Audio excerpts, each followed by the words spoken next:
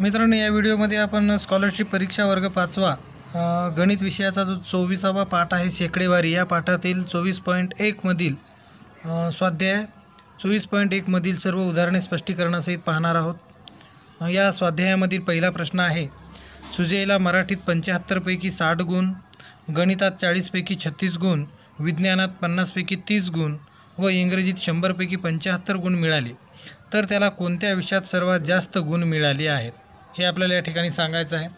मित्रांनो, या ठिकाणी एकूण जे गुण आहेत ते प्रत्येक विषयाचे वेगवेगळे आहेत, त्यामुळे आपण डायरेक्ट मिळालेल्या गुणावरून सांगू शकणार नाही की कोण्या विषयात जास्त गुण मिळाले आहेत ते।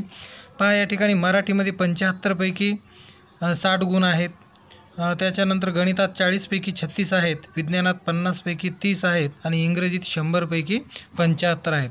म्हणजे प्रथम आपल्याला या ठिकाणी त्या सर्व विषयातील गुणांची 100च्या पटीतली संख्या किंवा शेकडेवारी काढावी लागेल। किती टक्के पडले म्हणजे टक्केवारीमध्ये त्या गुणांचं रूपांतर करावं लागेल, त्यानंतर आपल्याला कोणत्या विषयात जास्त गुण मिळाले हे आपल्याला सहज सांगता येईल। या ठिकाणी पहा मित्रांनो, मराठीमध्ये 75 पैकी 60 गुण मिळालेले आहेत, मराठीमध्ये 75 पैकी 60 गुण मिळाले। याचं जर आपण शेकडेवारीमध्ये रूपांतर केलं तर पहा, या ठिकाणी 5 एक 5, 5 दुनी 10, 5 एक 5, 15, 5 त्रिक 15 म्हणजे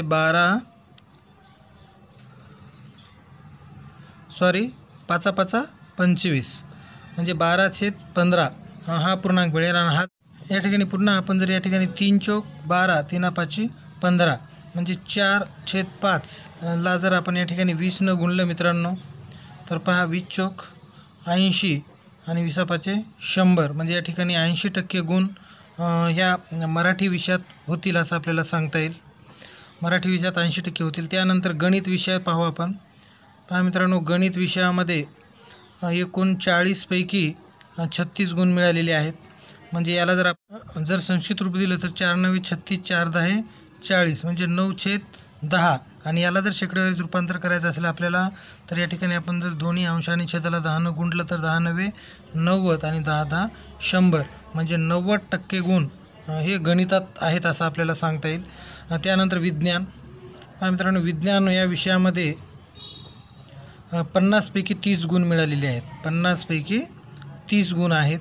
म्हणजेच 0 गेला म्हणजे 3/5 याला जर आपण टक्केवारीत रूपांतर केलं तर या ठिकाणी 20 गुणिले 20, 20 त्रिक 60, 20 पंचे 100 म्हणजे 60% गुण हे विज्ञानामध्ये आहेत।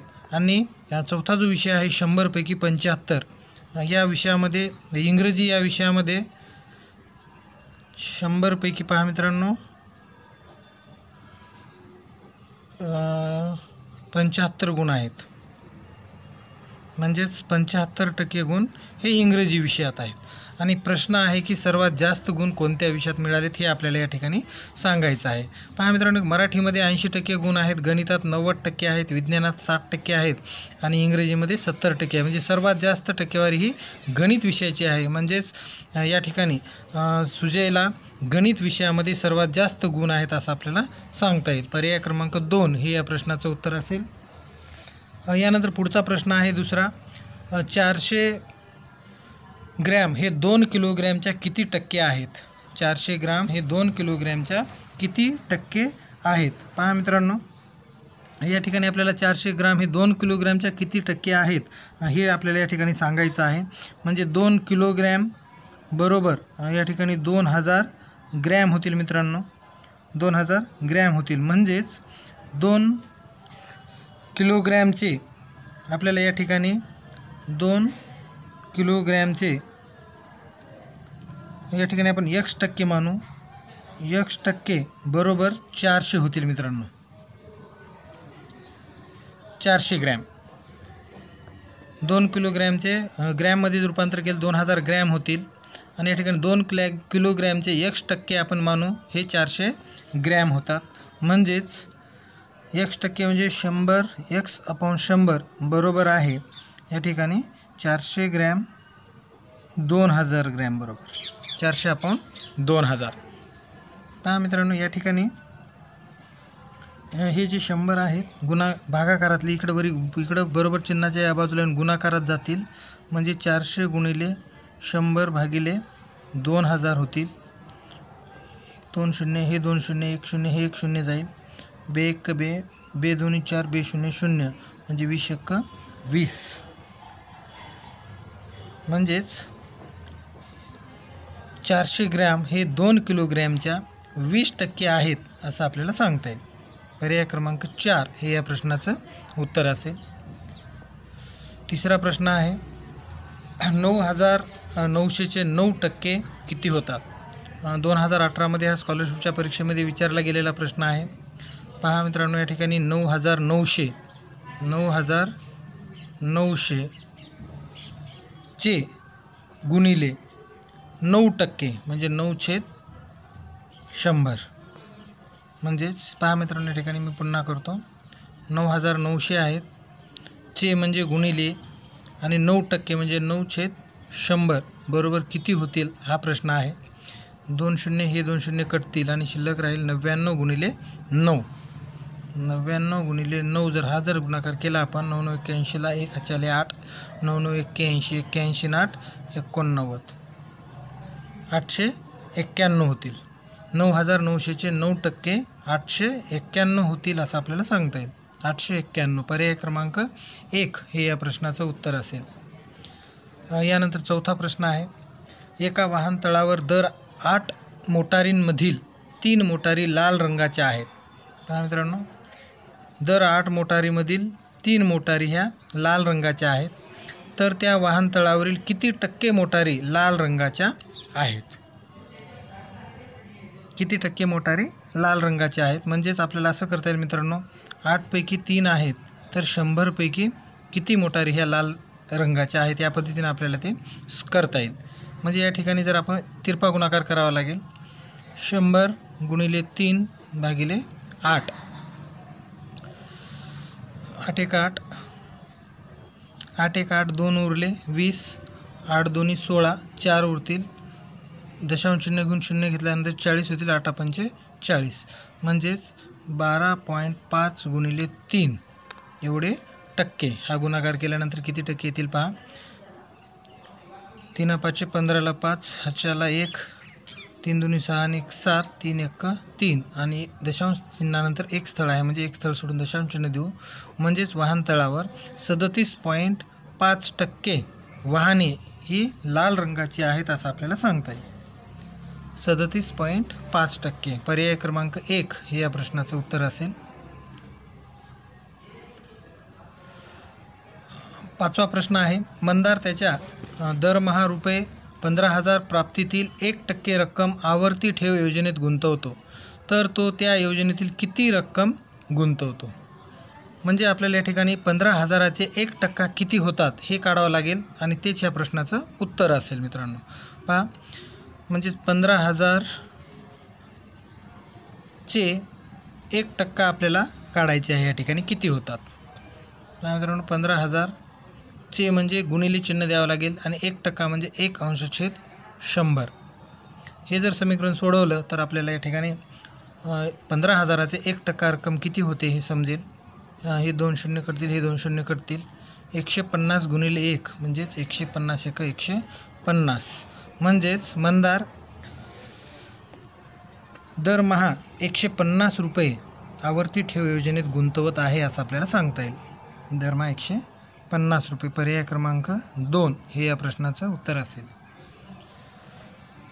पुढचा प्रश्न आहे 6वा, जो 2017मध्ये स्कॉलरशिपच्या परीक्षेमध्ये विचारला गेलेला प्रश्न आहे मित्रांनो. शबनमने तिच्याजवळ असलेल्या चॉकलेटपैकी 15% चॉकलेट जोसेफला दिल्या. जर तिने जोसेफला 30 चॉकलेट दिले असतील तर शबनमजवळ एकूण किती चॉकलेट होत्या? 15% चॉकलेट जोसेफला दिलेले आहेत. 15% आणि 15% म्हणजेच 30 चॉकलेट आहेत. या ठिकाणी आपण शबनमजवळ एकूण चॉकलेट आपल्याला शोधायचे आहेत. ते आपण गृहीत धरू की शबनमजवळ एकूण X चॉकलेट आहेत असं आपण मानू. म्हणजेच या ठिकाणी X चॉकलेटच्या 15% चॉकलेट हे 30 होतात. म्हणजेच आपल्याला या ठिकाणी अशी मांडणी करता येईल या उदाहरणाची. Xच्या म्हणजे X गुणिले 15% बरोबर 30 होतात. म्हणजे या ठिकाणी आहेत 30 चॉकलेट 15% म्हणजे हे जर समीकरण आपण सोडवलं तर या ठिकाणी पहा ही 100 गुणाकारात जातील. x गुणिले 15 बरोबर 30 गुणिले 100 म्हणजेच x बरोबर 30 गुणिले 100 भागिले 15. 15 1 15 15 2 30 म्हणजे 2 गुणिले 100 म्हणजेच 200. म्हणजेच या ठिकाणी शबनमकडे एकूण 200 चॉकलेट असतील असं आपल्याला सांगता येईल. एकूण 200 चॉकलेट होते. पर्याय क्रमांक 4 हे या प्रश्नाचं उत्तर असेल. पहा मित्रांनो 200 आपण जर हे असं उदाहरण न सोडवता म्हणजे तिच्याजवळचे एकूण चॉकलेट x गृहीत न धरता सुद्धा आपण या प्रश्नाचं उत्तर काढू शकलो असतो. पण त्या ठिकाणी आपल्याला पर्यायाचा वापर करावा लागला असता. म्हणजे एक एक पर्याय आपण गृहीत धरून त्याचे 15% 30 होतात का हे आपल्याला पाहावं लागलं असतं. पहा या ठिकाणी जर आपण 90 चॉकलेट जर तिच्याकडे आहे असं गृहीत धरलं असतं तर 90च्या म्हणजे 90 गुणिले 15% ह्याचं जर उत्तर 30 येत असेल तर तिच्याकडे एकूण 90 चॉकलेट आहेत असं आपल्याला सांगता आलं असतं.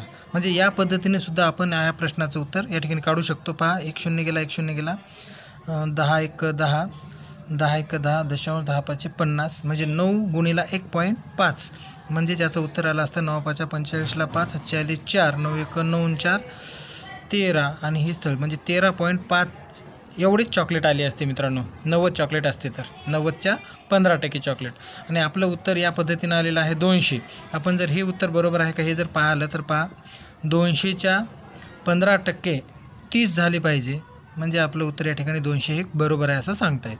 पहा हे 2 0 हे 2 0 कटतील 15 2 30 म्हणजे 200च्या 15% हे 30 चॉकलेट या ठिकाणी बरोबर उत्तर येत आहे. म्हणजेच आपण जे या पद्धतीनं उत्तर जे काढलं आपण या ठिकाणी 200 ती अगदी बरोबर आहे.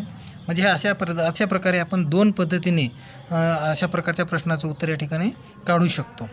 पर्याय क्रमांक 4 हे या प्रश्नाचं योग्य उत्तर असेल. 7वा प्रश्न 300 रुपयांच्या 35% पेक्षा 150 रुपयांचे 60% कितीने कमी आहेत. म्हणजे आपल्याला या ठिकाणी 300 रुपयाचे 35% किती होतात हे काढावं लागेल आणि 150 रुपयांचे 60% किती होतात काढावं लागेल. म्हणजे हे जे 150 रुपयांचे 60% आहेत हे कितीने कमी आहेत 300 रुपयाच्या 35%पेक्षा हे आपल्याला सांगता येईल. पहा 300 रुपयांच्या 35% कसं काढायचे आपल्याला म्हणजे 300 रुपयांचे 35% किती होतात काढण्यासाठी आपल्याला या पद्धतीनं मांडणी करावी लागेल. 300चे म्हणजे गुणिले 35% म्हणजे 35/100 हे 2 0 हे 2 0 कटतील आणि 35 त्रिक म्हणजे 5 त्रिक 15ला 5 हातच्याला 1 3 त्रिक 9 1 10 म्हणजे 105 होतात. 300 रुपयांचे 35% हे 105 रुपये होतात. यानंतर आपल्याला 150चे 60% काढावे लागतील. 150चे 60% हे 0 हे 0 हे 0 हे 0 15 सक्की 90 म्हणजे 300चे 35% 105 रुपये होतात आणि 150चे 60% 90 रुपये होतात. आणि या ठिकाणी आपल्याला हे 90 रुपये हे 105पेक्षा कितीने कमी आहेत असा प्रश्न विचारलेला आहे. म्हणजेच 105मधून जर आपण 90 वजा केले तर आपल्याला या ठिकाणी उत्तर मिळेल 15 म्हणजे 15 रुपयाने कमी आहेत असं आपल्याला सांगता येईल. पर्याय क्रमांक 4 हे या प्रश्नाचं उत्तर असेल. पुढचा प्रश्न आहे 8वा. पुढीलपैकी कोणते विधान असत्य आहे. 2018च्या स्कॉलरशिप परीक्षेमध्ये विचारला गेलेला प्रश्न आहे मित्रांनो. असत्य विधान आपल्याला शोधायची 4 पैकी. पहा पहिलं विधान काय आहे 100चा शेकडा 20 बरोबर 20. 100चा शेकडा 20 बरोबर 20 हे विधान या ठिकाणी सत्य आहे. आपण पडताळून पाहू. पहा 100चा 20% किती होतात पाहू आपण. हे 2 0 कटले हे 2 0 कटले 20 1 20 म्हणजेच 100चा शेकडा 20 बरोबर 20 हे विधान अगदी सत्य आहे. त्यानंतर दुसरं विधान आहे 200चा शेकडा 10 बरोबर 20. पहा मित्रांनो 200चा म्हणजे गुणिले 10 किती होतात पाहू आपण. हे 2 0 कटले हे 2 0 कटले 10 2 20 म्हणजे 200चा शेकडा 10 200चे 10% किंवा 200चा शेकडा 10 हे 20 होत आहेत या ठिकाणी. म्हणजे हे सुद्धा विधान या ठिकाणी अगदी बरोबर आहे. तिसरं विधान आहे 400चा शेकडा 5 बरोबर 20. पाहू आपण 400चा 5 शेकडा 5 किंवा 5% 4 पंचे 20. हे सुद्धा विधान अगदी बरोबर आहे. म्हणजे 400चा शेकडा 5 हे 20च होतात. आणि शेवटचं उदाहरण आहे अगदी 300चा शेकडा 10 बरोबर 20. पाहू आपण 300चा शेकडा 10 बरोबर 20 येते का. 300चा शेकडा 10 किंवा 10%. हे 2 शून्य कटले, हे 2 शून्य कटले, 10 30. म्हणजेच 300चा शेकडा 10 हे 30 येतात. पण या ठिकाणी 20 दिलेलं आहे. म्हणजेच असत्य विधान पर्याय क्रमांक 4 हे आहे असं आपल्याला सांगता येईल. प्रश्न 9. 20%चे 60% बरोबर किती. पहा मित्रांनो, 20%चे 60% काढू आपण. 20% आपण 20/100 या पद्धतीने मांडतो. चे म्हणजे गुणिले आणि 60% म्हणजे 60/100 बरोबर किती येतात हा प्रश्न आहे. पहा, 1 शून्य गेला, 1 शून्य गेला. परत हे शून्य आणि हे शून्य काढू आपण. त्यानंतर बे 1 बे, बे पंचे 10, बे शून्य शून्य, 6/50 राहिलं. त्याच्यानंतर पाहू आपण बे 3 6, बे 2 4, बे पंचे 10, 3/25 मित्रांनो, 3/25 आलेला आहे. या ठिकाणी आपल्याला टक्केवारीमध्ये पर्याय दिलेले आहेत किंवा टक्केवारीमध्ये उत्तर आपल्याला या ठिकाणी सांगायचं आहे. म्हणजे आपण याचं जर शेकडेवारीत रूपांतर करायचं म्हटलं तर या ठिकाणी आपल्याला या पूर्णांकाला 4 गुणावं लागेल मित्रांनो. 3 चौक 12, 25 चौक 100, 12/100 म्हणजेच 12%. 20%चे 60% हे 12% होतात असं आपल्याला सांगता येईल. पर्याय क्रमांक 1 हे या प्रश्नाचं उत्तर असेल. या स्वाध्यायामधला शेवटचा प्रश्न आहे 10वा. वार्षिक क्रीडा महोत्सवात दर 16 विद्यार्थ्यांपैकी 12 विद्यार्थ्यांनी धावण्याच्या शर्यतीत भाग घेतला. पहा, 16पैकी 12 विद्यार्थ्यांनी धावण्याच्या शर्यतीत भाग घेतलेला आहे. तर 200 पैकी किती विद्यार्थ्यांनी इतर स्पर्धांमध्ये भाग घेतलेला आहे हे आपल्याला सांगायचे. पहा मित्रांनो, आपण जर ह्या 16 विद्यार्थ्यांपैकी 12 विद्यार्थी म्हणजेच 16पैकी 12 याचं जर आपण प्रमाण पाहिलं तर आपल्या लक्षात येईल. 5 4 त्रिक 12, 4 चौक 16 प्रमाण असेल 3/4 म्हणजे 3/4 हे प्रमाण आहे. एकूण विद्यार्थी आहे 200. तर 200 पैकी 200चे 3/4 जर आपण प्रमाण काढले 3/4, 200चे 3/4 किती होतात तर आपल्याला या ठिकाणी त्याचं उत्तर सांगता येईल. 4 1 4, 4 पंचे 20, 0, 50 गुणिले 3, 5 त्रिक 15, 150. म्हणजे या ठिकाणी 4 पैकी 3 विद्यार्थ्यांनी धावण्याच्या शर्यतीत भाग घेतला होता मित्रांनो. प्रमाण आलं होतं आपलं 3/4 म्हणजे 4 पैकी 3 विद्यार्थी धावण्याच्या शर्यतीत भाग घेतात. तर 200चं प्रमाण आपण 3/4 जर काढलं तर या ठिकाणी 150 विद्यार्थी उत्तर आलेलं आहे. म्हणजे 150 हे धावण्याच्या शर्यतीत भाग घेणारे विद्यार्थी आहेत मित्रांनो. 200 पैकी 150 विद्यार्थी हे धावण्याच्या शर्यतीत भाग घेणारे आहेत. म्हणजे आपल्याला इथे इतर स्पर्धामध्ये भाग घेणारी विद्यार्थ्यांची संख्या सांगायची आहे. म्हणजे या 200मधून जर आपण 150 विद्यार्थी वजा केले तर 50 शिल्लक राहतील. म्हणजेच 200 पैकी 50 विद्यार्थ्यांनी इतर स्पर्धांमध्ये भाग घेतला असं आपल्याला सांगता येईल. पर्याय क्रमांक 3 हे या प्रश्नाचं योग्य उत्तर असेल मित्रांनो. आपल्याला या ठिकाणी इतर स्पर्धांमध्ये भाग घेणाऱ्या विद्यार्थ्यांची संख्या सांगायची आहे. आणि 150 हे धावण्याच्या शर्यतीत भाग घेणारे विद्यार्थी आहेत. म्हणजे 200मधून 150 विद्यार्थी हे धावण्याच्या शर्यतीतले तर वजा केले तर राहिलेले 50 विद्यार्थी हे इतर स्पर्धांमध्ये भाग घेतात असं आपल्याला सांगता येतं.